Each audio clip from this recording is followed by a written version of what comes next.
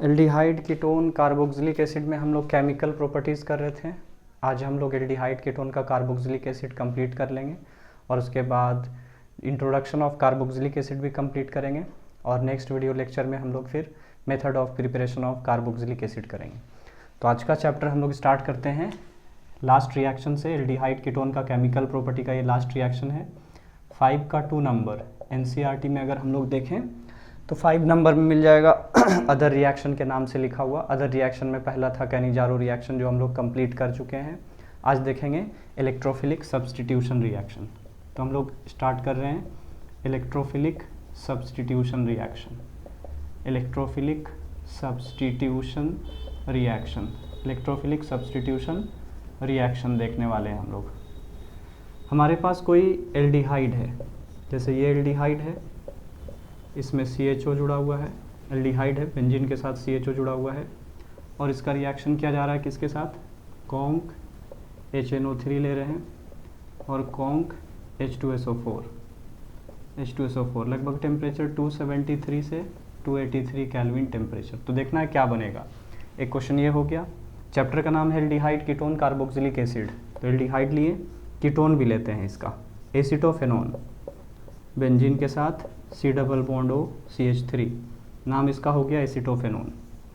Same nitrating reagent ले रहे हैं, ये नाइट्रो ग्रुप ऐड करने का काम करता है, इससे नाइट्रो इलेक्ट्रोफाइल बनता है। तो इसका काम है नाइट्रो इलेक्ट्रोफाइल जनरेट करना, NO2+। यहाँ भी हम लोग लिए कॉन्क HNO3 और क्या लिए? कॉन्क H2SO4 ले रहे हैं। ये भी कैसा रिएजेंट है? नाइट्रेटिंग रिएजेंट है, NO2+ नाइट्रो इलेक्ट्रोफाइल जनरेट करेगा। तो यहाँ क्या आंसर आएगा? और चैप्टर का नाम था जैसा एल्डिहाइड कीटोन कार्बोक्सिलिक एसिड, तो यहाँ COOH भी लगा दिए रिंग में और फिर से यहाँ भी क्या लिए? Conc HNO3, conc H2SO4, conc H2SO4। इसका काम क्या है? Nitro group, nitro electrophile generate करना। तो तीनों नाइट्रेटिंग रिएजेंट है, तीनों में इलेक्ट्रोफाइल क्या बन रहा है? नाइट्रो। और यहाँ पे अगर ध्यान दें तो एल्डिहाइड है, ये कीटोन है, ये कार्बोक्सिलिक एसिड है। तो कहाँ नाइट्रो को हम लोग ऐड करेंगे? तो अगर एल्डिहाइड हो या कीटोन हो या कार्बोक्सिलिक हो, तीनों जो है वो डीएक्टिवेटिंग होता है और मेटा डायरेक्टिंग। इसका मतलब भी समझते हैं थोड़ी देर में। कहाँ जोड़ना है इलेक्ट्रोफाइल को? CHO अपने प्लेस में रहेगा, मेटा में जोड़ना है। फंक्शनल ग्रुप जहाँ पे जुड़ा हुआ है उसके अगल बगल वाला ये पोजीशन को बोलते हैं ऑर्थो और उसके बाद वाला पोजीशन मेटा। तो मेटा में जोड़ना है नाइट्रो को, ये आंसर आ जाएगा। मेटा नाइट्रो बेंजल्डिहाइड नाम है इसका, इसका नाम हो गया मेटा नाइट्रो बेंजल्डिहाइड। यहाँ पे जुड़ा हुआ है COCH3, एसीटोफेनोन इसका नाम है। यहाँ भी कहाँ जोड़ना है? नाइट्रो को मेटा में ही जोड़ना है, तो इसका नाम हो गया मेटा नाइट्रो एसीटोफेनोन। इसका नाम हो गया मेटा नाइट्रो एसीटोफेनोन। कार्बोक्सिलिक एसिड में ये बेंजोइक एसिड है, यहाँ भी हम लोग कहाँ जोड़ेंगे? नाइट्रो इलेक्ट्रोफाइल को, COOH अपने प्लेस में रहेगा, नाइट्रो को जोड़ें यहाँ भी मेटा में। तो क्वेश्चन है कि नाइट्रो इलेक्ट्रोफाइल को क्यों मेटा में जोड़ें? तो इसका आंसर ये है कि ये जो एल्डिहाइड ग्रुप है जो रिंग से लगा हुआ है, यहाँ जो कीटोन वाला ग्रुप है जो रिंग से जुड़ा हुआ है, और ये जो कार्बोक्सिलिक है ये रिंग से जुड़ा हुआ है, ये सब कैसा है? तो deactivating and Meta directing, deactivating and Meta directing. ये भी कैसा है? Deactivating and Meta directing. कहने का मतलब ये समझना है कि इसके वजह से ऑर्थो पैरा में इलेक्ट्रॉन का जो डेंसिटी होगा वो घट जाता है। इलेक्ट्रॉन का डेंसिटी कहाँ घटेगा? ऑर्थो पैरा में, इसके वजह से। इसलिए इसको बोलते हैं हम लोग डीएक्टिवेटिंग या मेटा डायरेक्टिंग बोलते हैं। इसको पहचानने का एक बहुत सिंपल तरीका है कि रिंग से जुड़ा हुआ जो एटम है उसमें अगर लोन पेयर नहीं है तो ऐसा सारे ग्रुप को हम लोग बोलने वाले हैं डीएक्टिवेटिंग मेटा डायरेक्टिंग। रिंग से जुड़ा हुआ जो कार्बन है यहाँ भी कोई लोन पेयर नहीं है, अगर इसका स्ट्रक्चर बनाएंगे सेम बनेगा, बस यहाँ पेच लगा देंगे, फिर से उसमें क्या होगा? कार्बन में कोई लोन पेयर नहीं होगा। यहाँ इसका स्ट्रक्चर जानते ही है, यहाँ भी कार्बन में कोई लोन पेयर नहीं है। तो ऐसा एटम जो रिंग से जुड़ा है और उसके पास लोन पेयर नहीं है, तो वो सब कैसा काम करेगा, मेटा डायरेक्टिंग डीएक्टिवेटिंग। एक एग्जांपल ऐसा ले लें यहाँ पे ये समझने के लिए कि क्या मतलब होता है इसका। एक एग्जांपल ऐसा ले रहे हैं जिसके पास लोन पेयर हो, तो कहाँ जोड़ते हैं इसको, ये रेस कर रहे हैं, इसको नोट कर लेना है। इसका इस फंक्शनल ग्रुप का भी नेचर कैसा होगा, डीएक्टिवेटिंग एंड मेटा डायरेक्टिंग। यहाँ नोट कर लो आप लोग। एक रिएक्शन थोड़ा सा यहाँ से हट के ले रहे हैं, जो अल्कोहल फेनॉल ईथर वाले चैप्टर में भी आया है। अगर मान ले हमारे पास ऐसा कोई ग्रुप है जो एरोमेटिक रिंग से लगा हुआ है और उसके पास क्या है, लोन पेयर, जैसे कि ये फेनॉल, तो ये ग्रुप कैसा कहलाएगा, ऑर्थो पैरा डायरेक्टिंग कहलाएगा। अगर यहाँ हम लोग इसका रिएक्शन डाइल्यूट HNO3 से किए, ये नाइट्रो इलेक्ट्रोफाइल को जनरेट करेगा और इसके वजह से रेजोनेंस होगा, तो यहाँ पर ऑर्थो में पैरा में इलेक्ट्रॉन डेंसिटी बढ़ जाता है, इसलिए इसको हम लोग बोलते हैं ortho para directing, ortho para directing. और अगर ऐसा कोई ग्रुप है जिसके पास लोन पेयर नहीं है, तो उसके वजह से ऑर्थो पैरा में इलेक्ट्रॉन डेंसिटी घट जाएगा, इसलिए उसको बोलना है डीएक्टिवेटिंग। तो यहाँ पर अगर नाइट्रो को जोड़ना है इलेक्ट्रोफाइल को, तो या तो ऑर्थो में जोड़ सकते हैं या पैरा में, तो दोनों आंसर आता है इसका दोनों आंसर आएगा। केमिकल प्रॉपर्टीज ऑफ फेनॉल में मिल जाएगा ये, OH अपने प्लेस में, ये आएगा मेटा नाइट्रोफेनॉल, और सॉरी मेटा में क्यों लगा दिए, पैरा में जुड़ेगा NO2 पैरा नाइट्रोफेनॉल, और ऑर्थो में जुड़ेगा तो ऑर्थो नाइट्रोफेनॉल पैरा नाइट्रोफेनॉल आएगा, क्योंकि फेनॉल ऐसा फंक्शनल ग्रुप है जिसके वजह से रिंग में ऑर्थो पैरा में इलेक्ट्रॉन डेंसिटी बढ़ जाता है। सेम हम लोग क्लोरीन के साथ भी करेंगे। अगर हम लोग यहाँ पे ऑर्थो मेथॉक्सी लिए, OCH3 लिए, तब भी ऐसे ही रिएक्शन होगा। तो मतलब अगर ऐसा कोई ग्रुप जुड़ा हुआ है, एटम जुड़ा हुआ है जिसके पास लोन पेयर है, तो उसके वजह से हम लोग इलेक्ट्रोफाइल को जोड़ने वाले हैं ऑर्थो पैरा में, और ऐसा कोई ग्रुप लगा हुआ है जिसके पास लोन पेयर नहीं है, तो हम लोग इलेक्ट्रोफाइल को जोड़ने वाले हैं सिर्फ मेटा में। बहुत इंपॉर्टेंट रिएक्शन है ये। तो ये इलेक्ट्रोफिलिक सब्स्टिट्यूशन रिएक्शन था, ख़त्म हो गया। अब हम लोग आते हैं कार्बोक्सिलिक एसिड के इंट्रोडक्शन में। सबसे पहले कार्बोक्सिलिक एसिड का नाम लिखना सीख लेंगे, उसके बाद अगले क्लास में हम लोग फिर पढ़ेंगे method of preparation of carboxylic acid. तो पहले हम लोग अभी कॉमन नेम IUPAC नेम पढ़ते हैं कार्बोक्सिलिक एसिड का। Carboxylic acid, carboxylic acid, carboxylic acid का क्या पढ़ने वाले हैं, common name and IUPAC name, common name and IUPAC name पढ़ने वाले हैं। First member of carboxylic acid, एक कार्बन का कार्बोक्सिलिक एसिड है ये HCOOH। इसका कॉमन नाम क्या है, बहुत फेमस नाम है इसका कॉमन नाम, फॉर्मिक एसिड, फॉर्मिक एसिड। चींटी में ये होता है, चींटी के काटने से जो हम लोग के एसिड आ जाता है बॉडी में, वो कौन सा एसिड होता है, फॉर्मिक एसिड। इसका IUPAC नेम कौन सा है, IUPAC नेम इसका क्या है, एक कार्बन का है तो बोलना है मेथेनोइक एसिड, मेथेनोइक एसिड। दो कार्बन का लेते हैं CH3COOH, इसका कॉमन नाम है एसिटिक एसिड, एसिटिक एसिड। और इसका IUPAC नेम है, दो कार्बन का है तो एथेनोइक एसिड, एथेनोइक एसिड इसका IUPAC नेम है। तीन कार्बन का CH3CH2COOH, तीन कार्बन का है, कॉमन नाम है प्रोपायोनिक एसिड, प्रोपायोनिक एसिड। और इसका IUPAC नेम है प्रोपेनोइक एसिड, प्रोपेनोइक एसिड। ध्यान रखना है ये भी वॉवेल है, ये भी वॉवेल है, तो इस तरह का केस में हम लोग क्या करते हैं, ई को हटा के ई को रिप्लेस करके ओइक एसिड लिखते हैं। प्रोपेनोइक एसिड हो गया, इसमें भी वैसे ही किए थे, इसमें भी वैसे ही किए थे। उसके बाद इसका नाम बताना है CH3COO CH2COOH। तो यहाँ पे दो फंक्शनल ग्रुप है, एक है कार्बोक्सिलिक, एक है कीटोन। प्रायोरिटी किसको देते हैं? प्रायोरिटी टेबल में सबसे पहले कार्बोक्सिलिक आता है, तो नंबरिंग यहीं से करेंगे 1 2 3 4। अब यहाँ पे जो C डबल बॉन्ड O है, कीटोन वाला ग्रुप है, इसका सेकेंडरी फंक्शनल ग्रुप के जैसा जब ये ट्रीट किया जाता है तो इसका नाम होता है ऑक्सो। तो यहाँ पर हम लोग लिखेंगे 3 oxo butane oic acid. Ketone क्यों नहीं बोले यहाँ पे?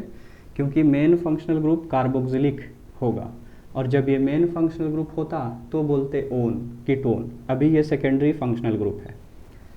इसी तरह से इसका नाम क्या होगा? CH3 CH COOH यहाँ भी, और COOH यहाँ भी।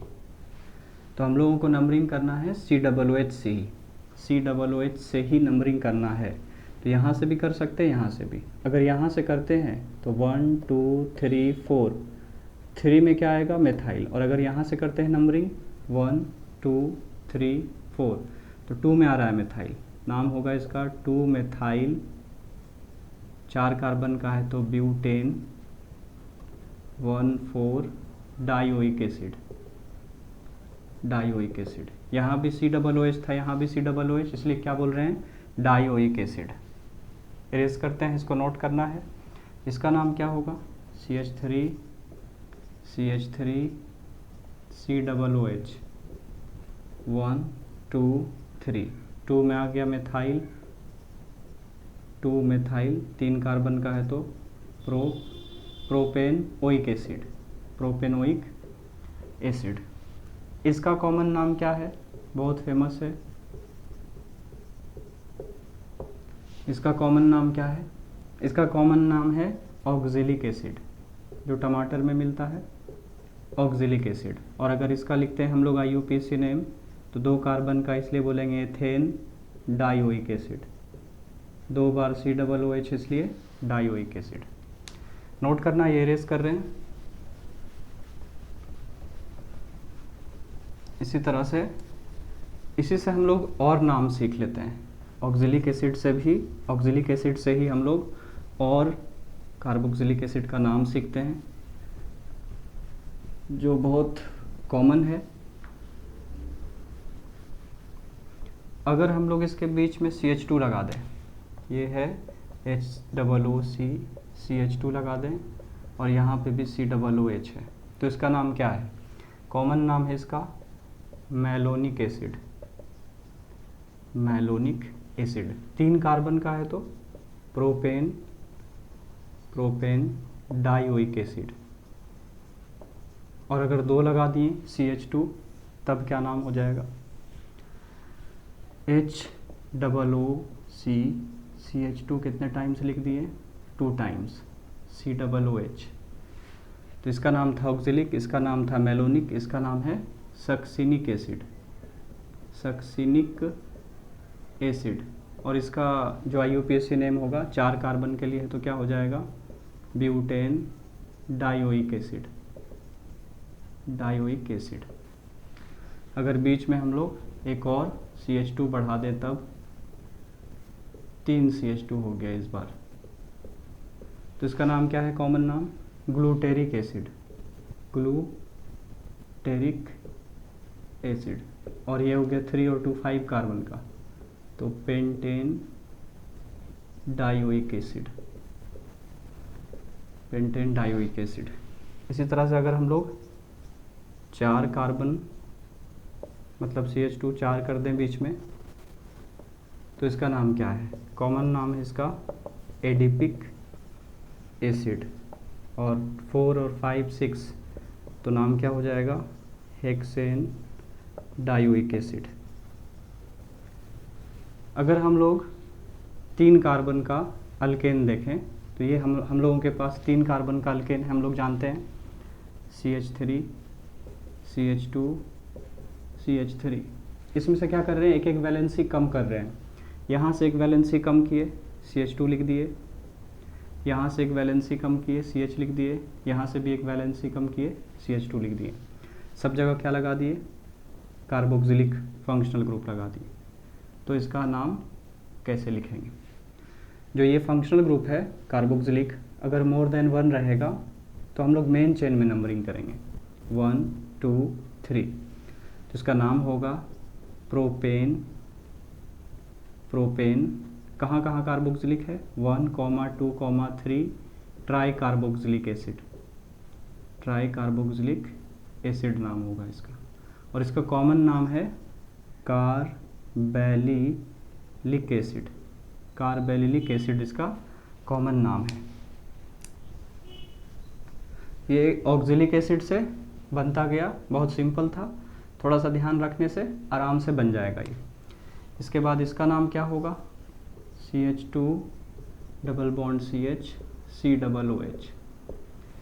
3 कार्बन का है 1 2 3 प्रोप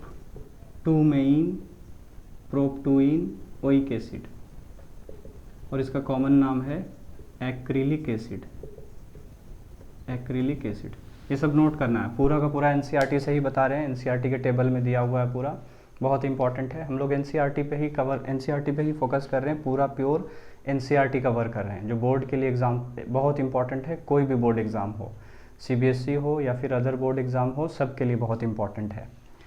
तो इसको मिटा के हम लोग और भी देख लेते हैं कुछ कार्बोक्सिलिक एसिड्स का नाम। सबसे पहले तो नाम लिखना आना चाहिए। अगर नाम ही लिखना नहीं जान रहे हैं, इंट्रोडक्शन वाला पार्ट नहीं जान रहे हैं, चाहे एल्डिहाइड का हो या कीटोन का हो या कार्बोक्सिलिक का, तो मेथड ऑफ प्रिपरेशन में भी प्रॉब्लम होगा और केमिकल प्रॉपर्टीज़ में भी प्रॉब्लम होगा, और फिर कन्वर्जन भी नहीं बनेगा, बहुत सारे रिएक्शंस भी नहीं समझ आएगा कहाँ पे कौन सा नाम क्या हो जाता है। 4 कार्बन का कर लें CH3 CH double bond CH COOH। Numbering कहाँ से करेंगे, कार्बोक्सिलिक जहाँ पे, तो इसका नाम हो गया IUPAC नेम ब्यूटूइन ओइक एसिड। और ऐसे इसका कॉमन नाम है क्रोटोनिक एसिड। कॉमन नाम याद रखना पड़ेगा, क्रोटोनिक एसिड। इसका क्या नाम होगा CH3 CH OH COOH। इसका कॉमन नाम है लैक्टिक एसिड। लैक्टिक एसिड इसका कॉमन नाम है। अगर हम लोग IUPAC नेम लिखना चाहें तो यहाँ कार्बोक्सिलिक भी है, OH भी है, प्रायोरिटी कार्बोक्सिलिक को मिलेगा, नंबरिंग वहीं से करेंगे। तो इसका नाम हो जाएगा IUPAC name two hydroxy propanoic acid. Propanoic acid. इसका नाम क्या होगा, बेंजीन से अगर एक COOH लगा हुआ है तो ये तो सबसे सिंपल है, बेंजोइक एसिड। Benzoic acid. और अगर 2 COOH ग्रुप लगा दें अगल बगल, तो इसका नाम क्या है, कॉमन नाम इसका इंपॉर्टेंट है, थैलिक एसिड इसका कॉमन नाम है, थैलिक एसिड। और ऐसे इसको बोलेंगे हम लोग IUPAC नेम लिखने के लिए benzene 1,2 dicarboxylic acid. Dicarboxylic acid. तो इतना काफ़ी है इंट्रोडक्शन में कार्बोक्सिलिक एसिड का। कॉमन नेम IUPAC नेम कर लिए हम लोग कार्बोक्सिलिक एसिड का। अब हम लोग अगले वीडियो में पढ़ेंगे method of preparation of carboxylic acid. जितना अभी तक हुआ है सबको कवर कर लेना है। आज के वीडियो लेक्चर में इतना ही। Thank you.